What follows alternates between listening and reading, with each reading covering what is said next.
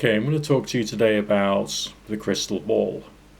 And in thinking about what people think about the crystal ball and thinking about some of the mythologies about it, I thought I would revert to probably the most reliable text in the whole wide world for the subject. The Collins Gem Book of Predicting. No. It's too simple, it's too simplistic, and it's for a particular audience which I hope that the viewers of this channel are not quite one of. Because I hope that you would be people who would be like thinking things through and coming up with intelligent ways of looking at life and being more interpretive about various different things and trying to work out what's really real and what's really not, rather than just listening to what someone else says about these things. But I'm going to read through this. This is page 166, 167 and a little of 168. It's quite small, so it won't take too long. Then we'll discuss it and I'll tell you what I think instead, which might be similar, might not be. Using the crystal. The experts recommend the use of a sphere about 4 inches 10 centimeters in diameter made of beryl or quartz crystal. You may prefer to use a glass sphere instead, but you should ensure that it's free of any blemishes or bubbles that might distract you.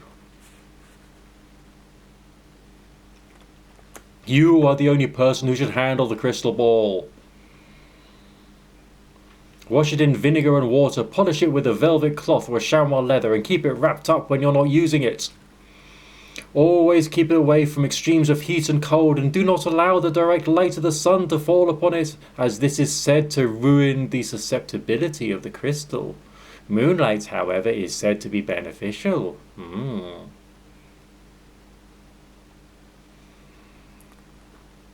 Sit in the north-facing room.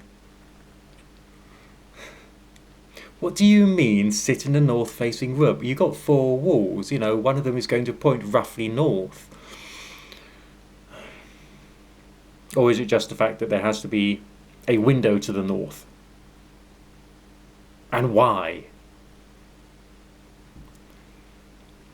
There should be just enough light to read by. By what definition? How much? Not more than 2 other people should be in the room with you. They must sit quietly, at least an arm's length away. Hold the crystal in your hand or place it on a small stand on the table. A black background, a cloth on the table, and a curtain behind the crystal will aid your concentration. How? And act as a background for your images. Or if you prefer, you can support the crystal on a traditional laymen, the circular table in the middle of your magical circle, with its mystic circle of names. Sit still. Empty your mind and gaze into the crystal. The crystal should fill with a milky hue which then changes through a range of colours until it becomes black. The blackness will then roll away and reveal the images. You may see symbolic shapes and coloured clouds which you will then need to interpret. Or you may see moving, sequential images as if you were watching a film, in which case you need only report what you see. Do not worry at first if you are unable to see anything in the crystal.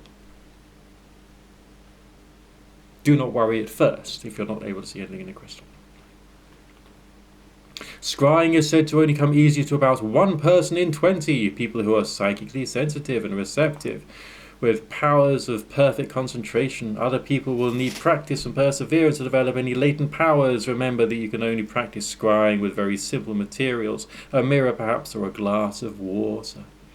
And then it's got a little like legendy thing there about what different colours and things appearing in the crystal might mean. If it's a bird, it's a message. If it's a beetle, you've got a long life. A beetle? They don't tend to live all that long. If you see scales, that's justice, even-handedness, or the reverse. Okay, well, let's just put that aside for the minute, okay? Because some people are going to buy a book like this and they're going to hang on all the words and they're going to hang on the language which is being used, which is very simplistic. And it's also talking about these things as if it was like an instruction manual, and therefore put part A with part B as if it was like IKEA or something like that. It's not. It's talking about bloody crystal ball gazing. Right, now, when I was looking into this with the help of my YouTube research a while back, I came across one particular video of this guy who was trying to resurrect the Solomonic system. And there was talk about the crystal ball there. And he suggested that the ball itself was too small for it to be a proper visionary tool. So therefore, what was the purpose of it? He also suggested that the dark mirror, namely just like get a clip frame from your local stationer's shop and put a piece of black cardboard in it, that'll act like a black mirror, would in fact work a lot better. Because the method, the way that he described it, was that you're staring into your reflection in the dark mirror in a completely dark room, apart from illuminated only by two candles, one to the left and one to the right, which isn't like putting glare into your eyes, but is just there to illuminate the left and right hand side of the face, as well as to keep the light level in the room low but manageable, so you can still see your reflection. And then as you stare at your reflection and do other forms of, I don't know, chanting or prayer or meditation or whatever it is, the persistence of vision, just like if you had a candle in front of you and you stared at it, then you looked away, you'd still be able to, as it were, see the image of the flame burnt into your retina, basically. You get the same effect, but it's your whole face which is being burnt into your retina. So the persistence of vision effect makes the reflection of your face seem to go milky or cloudy. Okay? But then that creates, for your mind, a sense of there is an absence in that space and I've got to fill it. The mind has to fill it, and it therefore fills it up.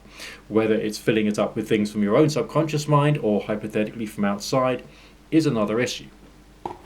Now think about this little thing here.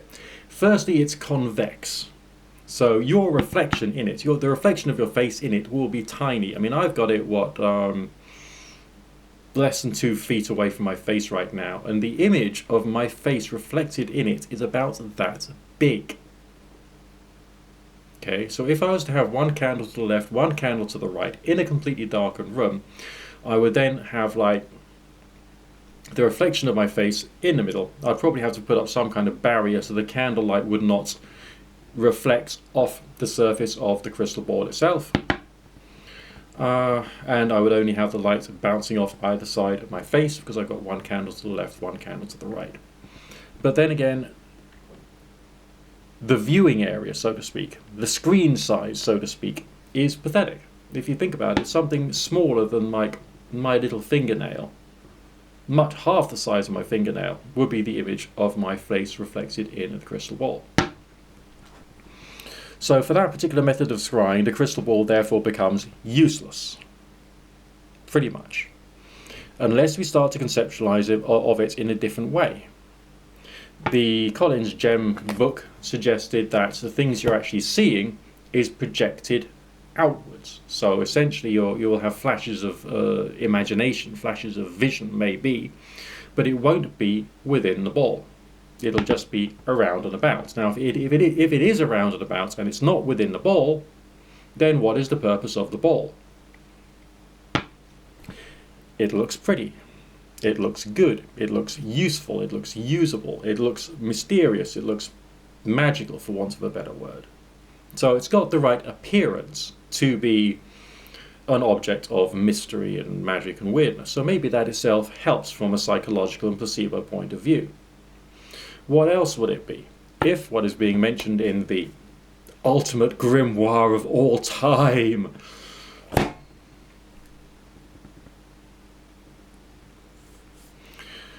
is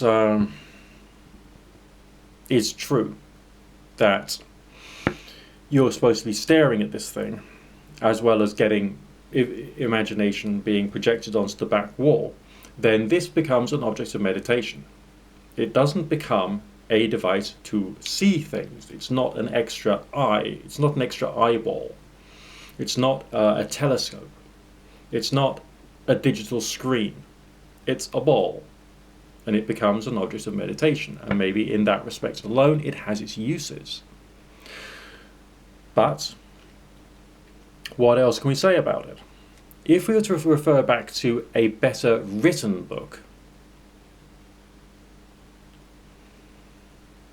written by someone who's actually got some experience in these things, such as, again, The Projection of the Astral Body by Sylvan Muldoon and Hereward Carrington, you could then possibly start to extrapolate to the fact that this serves a different purpose when used in meditation.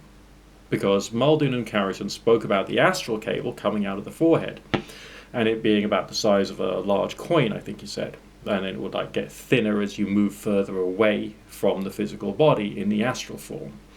But also, there are some aspects of his writings which suggest that the astral cable itself can be used as a visionary tool. It can be sent places. So if that's the case, maybe if you're visualizing lights coming out of your forehead, maybe, and entering into the crystal ball, and then setting your intention to view what's happening somewhere because you're a very skilled remote viewer, it then becomes almost like an extension of your astral cable, doesn't it? It's a little bigger than the astral cable is supposed to be coming out of the forehead.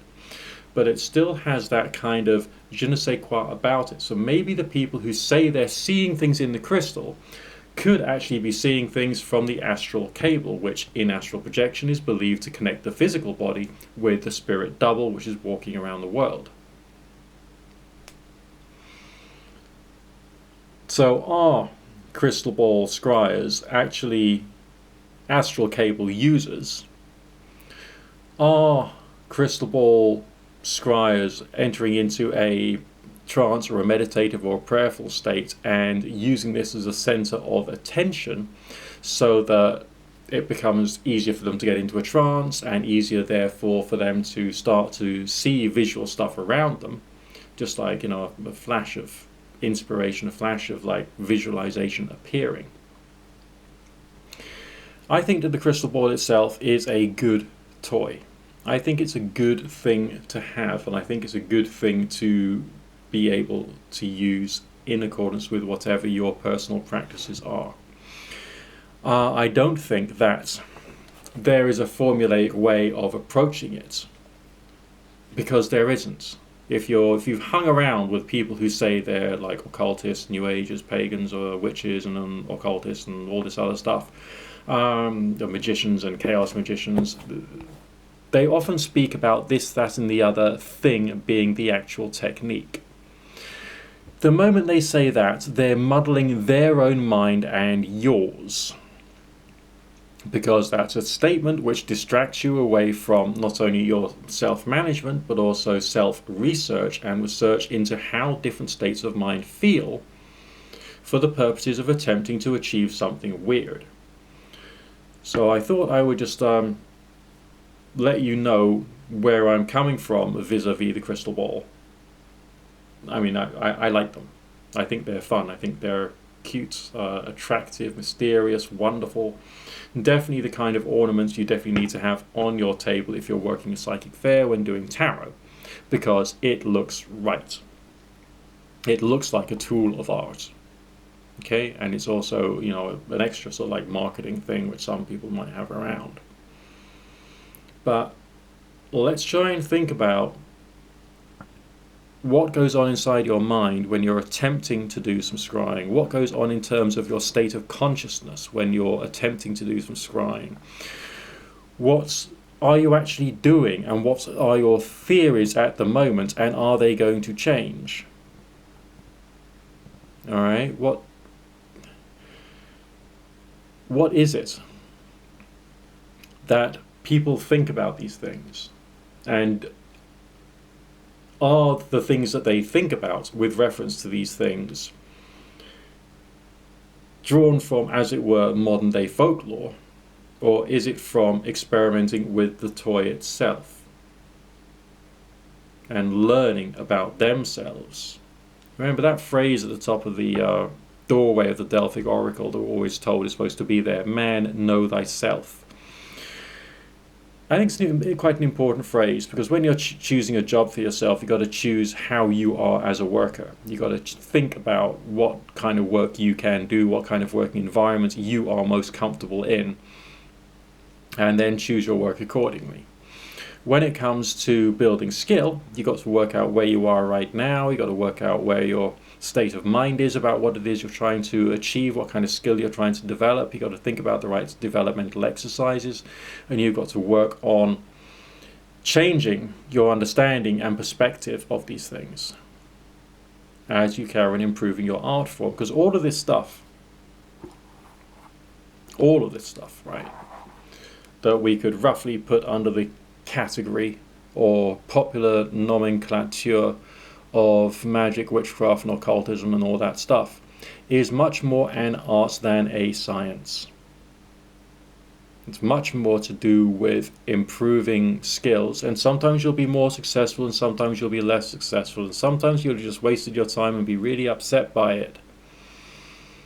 Okay?